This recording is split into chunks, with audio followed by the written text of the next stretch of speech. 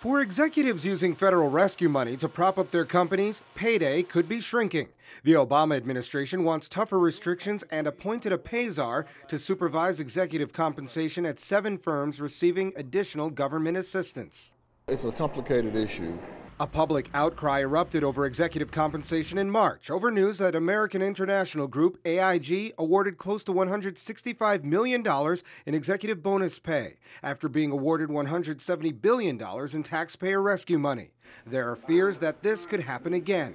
Gene Sperling, counselor to the Treasury Secretary, testified in front of a House Financial Services Committee. There is little question that one contributing factor to the excessive risk that was central to the crisis was the prevalence of compensation practices at financial institutions that encouraged short-term gains to be realized with little regard to the potential economic damage such behavior could cause. Committee Chair Barney Frank says federal policies should be tougher. We are here not because of concerns over the amount of compensation in general, but fundamentally because we think the incentive structure has contributed to excessive risk-taking.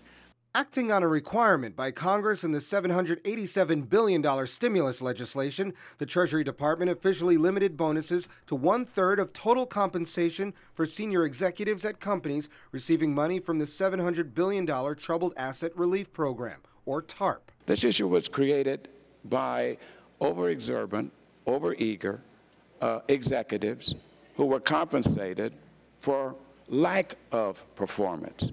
If Congress and the White House get their way, shareholders may soon be able to vote on executive compensation packages for large firms. The bottom line, payment for performance. Treasury Secretary Timothy Geithner blames pay practices for short-term profits, or what contributed to one of the largest financial disasters since the 1930s.